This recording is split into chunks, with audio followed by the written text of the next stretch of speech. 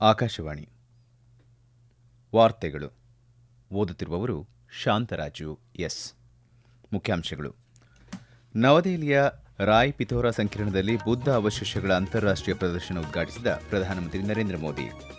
ತನ್ನ ಆಂತರಿಕ ವ್ಯವಹಾರಗಳಲ್ಲಿ ಅಮೆರಿಕ ಹಸ್ತಕ್ಷೇಪ ಬೇಡ, ಸಾರ್ವಭೌಮತ್ವದ ಉಲ್ಲಂಘನೆಗೆ ಪ್ರತಿಕ್ರಿಯಿಸಲು ಸಿದ್ಧ, ಇರಾನ್ ಎಚ್ಚರಿಕೆ.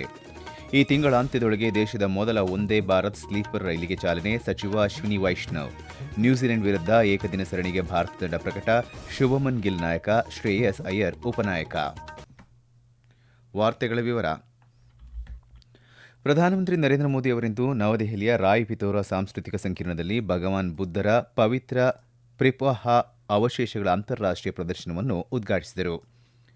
ಬಳಿಕ ಮಾತನಾಡಿದ ಅವರು, ಬೆಳಕು ಮತ್ತು ಕಮಲ, ಎಚ್ಚರಗೊಂಡವನ ಅವಶೇಷಗಳು ಎಂಬ ಶೀರ್ಷಿಕೆಯಡಿಯಲ್ಲಿ ಈ ಪ್ರದರ್ಶನ ಹಮ್ಮಿಕೊಳ್ಳಲಾಗಿದೆ. ಈ ಕ್ಷಣಕ್ಕಾಗಿ ಭಾರತ 125 ವರ್ಷಗಳಿಂದ ಕಾಯುತ್ತಿತ್ತು. ದೇಶದ ಜನರು ಇನ್ನು ಮುಂದೆ ಭಗವಾನ್ ಬುದ್ಧನ ಈ ಅವಶೇಷಗಳ ದರ್ಶನ, ಆಶೀರ್ವಾದ ಪಡೆಯಬಹುದಾಗಿದೆ ಎಂದು ತಿಳಿಸಿದ್ದಾರೆ. ಈ ಅವಶೇಷಗಳನ್ನು ತೆಗೆದುಕೊಂಡು ಹೋಗಿದ್ದವರು ಅಂತಾರಾಷ್ಟೀಯ ಮಾರುಕಟ್ಟೆಯಲ್ಲಿ ಹರಾಜು ಮಾಡಲು ಪ್ರಯತ್ನಿಸುತ್ತಿದ್ದರು. ಆದರೆ ಇವು ಭಾರತದ ಆಧ್ಯಾತ್ಮ ಮತ್ತು ಸಾಮಾಜಿಕ ಭಾಗವಾಗಿವೆ. ಆದ್ದರಿಂದ ಸರ್ಕಾರ ಈ ಹರಾಜನ್ನು ತಡೆಯಲು ಯತ್ನಿಸಿತು. ಭಾರತ ಈ ಅವಶೇಷಗಳ ಸ್ವಾಭಾವಿಕ ಹಕ್ಕುದಾರ ಮಾತ್ರವಲ್ಲದೆ ಬುದ್ಧ ಸಂಸ್ಕೃತಿಯ ಜೀವಂತ ಮಾದರಿ, ಪರಂಪರೆಯ ಪ್ರತೀಕ ಮತ್ತು ನಾಗರಿಕತೆಯ ಅವಿಭಾಜ್ಯ ಅಂಗ ಎಂದಿದ್ದಾರೆ.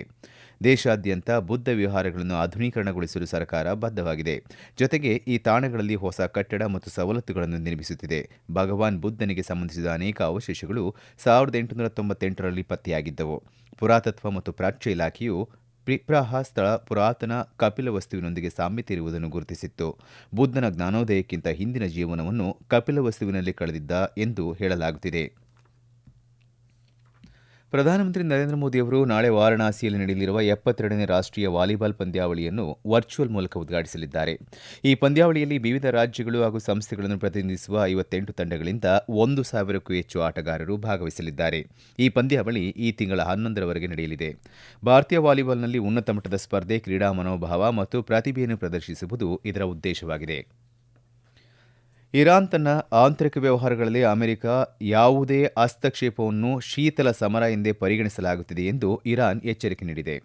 ಇರಾನ್ನ ಸರ್ಕಾರ ಪ್ರತಿಭಟನಾಕಾರರ ವಿರುದ್ಧ ಬಲಪ್ರಯೋಗ ಮಾಡಿದರೆ ಮಧ್ಯಪ್ರವೇಶಿಸುವುದಾಗಿ ಅಮೆರಿಕದ ಅಧ್ಯಕ್ಷ ಡೊನಾಲ್ಡ್ ಟ್ರಂಪ್ ಇತ್ತೀಚೆಗೆ ಬೆದರಿಕೆ ಹಾಕಿದ ಹಿನ್ನೆಲೆಯಲ್ಲಿ ಈ ಎಚ್ಚರಿಕೆ ನೀಡಲಾಗಿದೆ. ವಿದೇಶಾಂಗ ಸಚಿವ ಅಬ್ಬಾಸ್ ಅರಾಗ್ಚಿ ಅವರು ಟ್ರಂಪ್ ಅವರ ಈ ಬೆದರಿಕೆಯನ್ನು ಅವಿವೇಕ ಮತ್ತು ಅಪಾಯಕಾರಿ ಎಂದು ಕರೆದಿದ್ದು, ಇರಾನ್ನ ಸೈನ್ಯವು ತನ್ನ ಸಾರ್ವಭೌಮತ್ವದ ಯಾವುದೇ ಉಲ್ಲಂಘನೆಗೆ ಪ್ರತಿಕ್ರಿಯಿಸಲು ಸಿದ್ಧವಾಗಿದೆ ಎಂದು ಹೇಳಿದ್ದಾರೆ. ದೇಶದ ಮೊದಲ ಒಂದೇ ಭಾರತ್ ಸ್ಲೀಪರ್ ರೈಲನ್ನು ಇಂದು ಕೇಂದ್ರ ರೈಲ್ವೆ ಸಚಿವ ಅಶ್ವಿನಿ ವೈಷ್ಣವ್ ಪರಿಶೀಲಿಸಿದರು. ಬಳಿಕ ಸುದ್ದಿಗಾರರೊಂದಿಗೆ ಮಾತನಾಡಿದ ಅವರು, ಈ ರೈಲು ರಾತ್ರಿ ಮತ್ತು ದೀರ್ಘ ಪ್ರಯಾಣಕ್ಕಾಗಿ ವಿನ್ಯಾಸಗೊಳಿಸಲಾಗಿದೆ. ಸಂಪೂರ್ಣ ಹವಾನಿಯಂತ್ರಿತ ಸ್ಲೀಪರ್ ಸೇವೆಯನ್ನು ಈ ತಿಂಗಳ ದ್ವಿತೀಯಾರ್ಧದಲ್ಲಿ ಗುವಾಹತಿ ಮತ್ತು ಕೋಲ್ಕತ್ತಾ ನಡುವೆ ಚಾಲನೆ ನಡೆಸಲಾಗುವುದು ಎಂದು ಹೇಳಿದರು. वंदे भारत स्लीपर माननीय प्रधानमंत्री श्री नरेंद्र मोदी जी के रेलवे को ट्रांसफॉर्म करने के संकल्प का हिस्सा है. ओवरनाइट जर्नी के लिए वंदे भारत स्लीपर एक टोटली नए डिजाइन से बनाया गया है. हर एक चीज का ध्यान रख के इस ट्रेन को डिजाइन किया गया है. शुरुआत गुवाहाटी से कोलकाता के बीच में पहली सर्विस चालू होगी वंदे भारत स्लीपर की, और इस साल करीब करीब 10 और ट्रेन बनेंगी. टोटल 12 ट्रेन का इस साल का टारगेट है.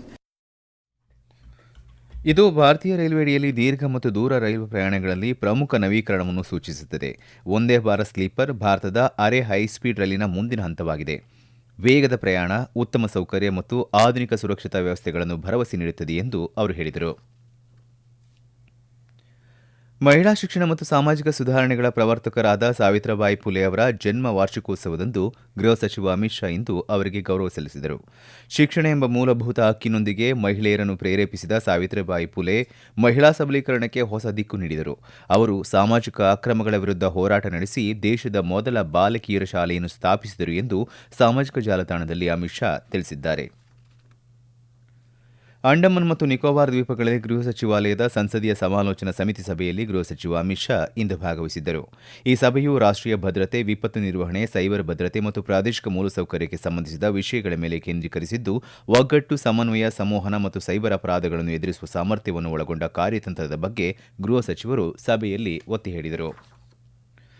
ಇಂದು ಬೆಳಗಿನ ಜಾವ ವೆನಿಜುವೆಲಾ ಮೇಲೆ ಅಮೆರಿಕವು ವ್ಯಾಪಕ ದಾಳಿ ನಡೆಸಿದ ಹಿನ್ನೆಲೆಯಲ್ಲಿ ವೆನಿಜುವೆಲಾ ಅಧ್ಯಕ್ಷ ನಿಕೋಲಸ್ ಮೊಡುರೋ ಹಾಗೂ ಅವರ ಪತ್ನಿಯನ್ನು ಬಂಧಿಸಿ ದೇಶದ ಹೊರಗೆ ಕರೆದೊಯ್ಯಲಾಗಿದೆ ಎಂದು ತಿಳಿದುಬಂದಿದೆ. ಸಾಮಾಜಿಕ ಜಾಲತಾಣದಲ್ಲಿ ಅಮೆರಿಕದ ಅಧ್ಯಕ್ಷ ಡೊನಾಲ್ಡ್ ಟ್ರಂಪ್ ಅವರು ಅಮೆರಿಕವು ವೆನಿಜುವೆಲಾ ಮತ್ತು ಅದರ ನಾಯಕನ ವಿರುದ್ಧ ಭಾರೀ ಪ್ರಮಾಣದ ದಾಳಿಯನ್ನು ಯಶಸ್ವಿಯಾಗಿ ನಡೆಸಿದೆ ಎಂದು ಹೇಳಿದ್ದಾರೆ. ಈ ಕಾರ್ಯಾಚರಣೆಯನ್ನು ಅಮೆರಿಕದ ಕಾನೂನು ಜಾರಿಗೆ ಸಂಬಂಧಿಸಿದ ಸಂಸ್ಥೆಗಳ ಸಹಕಾರದೊಂದಿಗೆ ನಡೆಸಲಾಗಿದೆ ಎಂದು ಅವರು ಉಲ್ಲೇಖಿಸಿದ್ದಾರೆ. ಇಂದು ಬೆಳಗಿನ ಜಾವ ವೆನಿಜುವೆಲಾದ ರಾಜಧಾನಿ ಕಾರಕಾಸ್ನಲ್ಲಿ ಹಲವು ಬಾರಿ ಸ್ಫೋಟಗಳ ಶಬ್ದ ಕೇಳಿಬಂದಿದೆ. ಡೊನಾಲ್ಡ್ ಟ್ರಂಪ್ ನೇತೃತ್ವದ ಅಮೆರಿಕ ಸರ್ಕಾರವು ಅತ್ಯಂತ ಗಂಭೀರವಾದ ಸೈನಿಕ ಆಕ್ರಮಣ ನಡೆಸಿದೆ ಎಂದು ಆರೋಪಿಸಿ ವೆನಿಜುವೆಲಾ ತೀವ್ರವಾಗಿ ಟೀಕಿಸಿದೆ. ಈ ವಾರ್ತೆಗಳನ್ನು ಆಕಾಶವಾಣಿಯಿಂದ ಕೇಳುತ್ತಿದ್ದೀರಿ.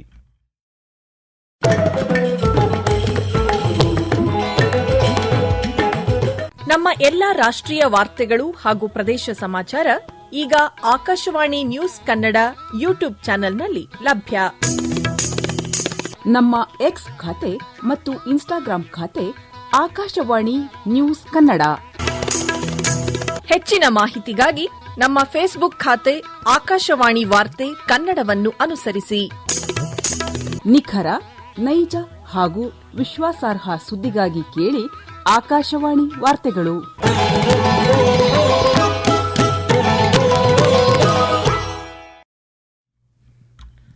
ಗಾಜಾದಲ್ಲಿ 1 ಮಿಲಿಯನ್ಗಿಂತಲೂ ಹೆಚ್ಚು ಜನರಿಗೆ ತುರ್ತು ಆಶ್ರಯ ನೆರವು ಅಗತ್ಯವಿದೆ ಎಂದು ವಿಶ್ವಸಂಸ್ಥೆ ಹೇಳಿದೆ. ಗಾಜಾದಲ್ಲಿ ಮಾನವೀಯ ಸಹಾಯ ಕಾರ್ಯಗಳು ಅತ್ಯಂತ ದುರ್ಬಲ ಕುಟುಂಬಗಳಿಗೆ ನೆರವು ಮುಂದುವರೆಸಿದೆ.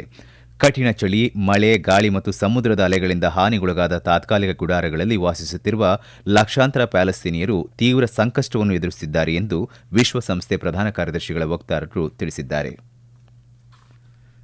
ಬದಲ್ತಾ ಭಾರತ್ ಮೇರಾ ಅನುಭವ್ ಅಭಿಯಾನದಡಿಯಲ್ಲಿ 4 ಸೃಜನಶೀಲ ಸವಾಲುಗಳ ವಿಜೇತರನ್ನು ವಾರ್ತಾ ಮತ್ತು ಪ್ರಸಾರ ಸಚಿವಾಲಯ ಘೋಷಿಸಿದೆ. ಬದಲ್ತಾ ಭಾರತ್ ಮೇರಾ ಅನುಭವ್ ಇನ್ಸ್ಟಾಗ್ರಾಂ ರೀಲ್ ಸ್ಪರ್ಧೆ ವಿಭಾಗದಲ್ಲಿ ಇಂದ್ರಜಿತ್ ಸುಬೋಧ್ ಮಶಂಕರ್ ಪ್ರಥಮ ಬಹುಮಾನ ಪಡೆದಿದ್ದಾರೆ. Badalta Bharat Mera Anubhav YouTube shorts challenge ವಿಭಾಗದಲ್ಲಿ ಮಂಥನ್ ರೋಹಿತ್ ಪ್ರಥಮ ಬಹುಮಾನ ಪಡೆದಿದ್ದಾರೆ.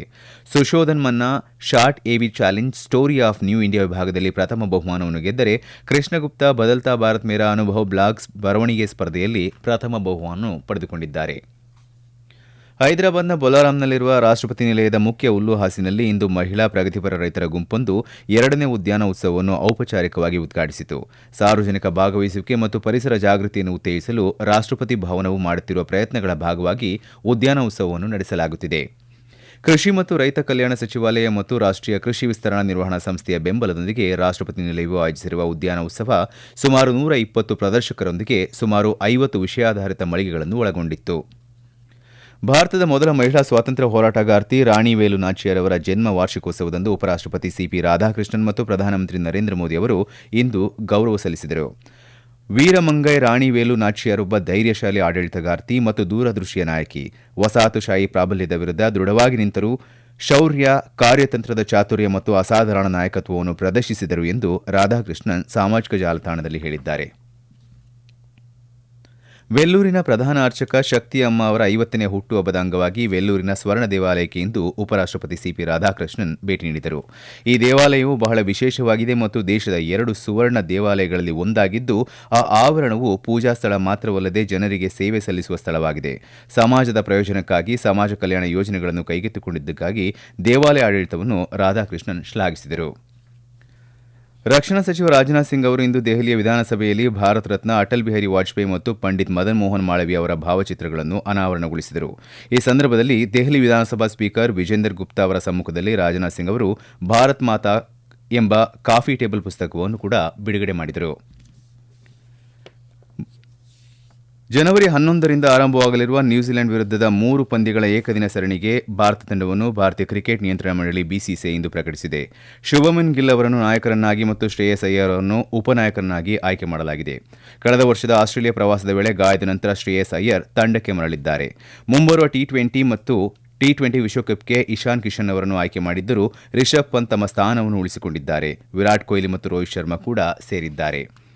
ಭಾರತೀಯ ಕ್ರಿಕೆಟ್ ನಿಯಂತ್ರಣ ಮಂಡಳಿ ಬಿಸಿಸಿಐ 2026ರ ಐಪಿಎಲ್ ಆವೃತ್ತಿಗೂ ಮುನ್ನ ಕೋಲ್ಕತ್ತಾ ನೈಟ್ ರೈಡರ್ಸ್ ತಂಡದಿಂದ ಬಾಂಗ್ಲಾದೇಶದ ವೇಗದ ಬೌಲರ್ ಮುಸ್ತಫಿಜುರ್ ರಹಮಾನ್ ಅವರನ್ನು ಬಿಡುಗಡೆ ಮಾಡಲು ಸೂಚಿಸಿದೆ. ಕೊನೆಯಲ್ಲಿ ಮತ್ತೊಮ್ಮೆ ಮುಖ್ಯಾಂಶಗಳು. ನವದೆಹಲಿಯ ರಾಯ್ ಪಿತೋರಾ ಸಂಕೀರ್ಣದಲ್ಲಿ ಬುದ್ಧ ಅವಶೇಷಗಳ ಅಂತಾರಾಷ್ಟೀಯ ಪ್ರದರ್ಶನ ಉದ್ಘಾಟಿಸಿದ ಪ್ರಧಾನಿ ನರೇಂದ್ರ ಮೋದಿ. ತನ್ನ ಆಂತರಿಕ ವ್ಯವಹಾರಗಳಲ್ಲಿ ಅಮೆರಿಕ ಹಸ್ತಕ್ಷೇಪ ಬೇಡ, ಇರಾನ್. ಈ ತಿಂಗಳಾಂತ್ಯದೊಳಗೆ ದೇಶದ ಮೊದಲ ಒಂದೇ ಭಾರತ್ ಸ್ಲೀಪರ್ ರೈಲಿಗೆ ಚಾಲನೆ, ಸಚಿವ ಅಶ್ವಿನಿ ವೈಷ್ಣವ್. ನ್ಯೂಜಿಲೆಂಡ್ ವಿರುದ್ಧ ಏಕದಿನ ಸರಣಿಗೆ ಭಾರತ ತಂಡ ಪ್ರಕಟ, ಶುಭಮನ್ ಗಿಲ್ ನಾಯಕ, ಶ್ರೇಯಸ್ ಅಯ್ಯರ್ ಉಪನಾಯಕ. ಇಲ್ಲಿಗೆ ವಾರ್ತಾ ಪ್ರಸಾರ ಮುಕ್ತಾಯವಾಯಿತು. ನಮ್ಮ ಮುಂದಿನ ವಾರ್ತಾ ಪ್ರಸಾರ ನಾಳೆ ಬೆಳಿಗ್ಗೆ 7:05.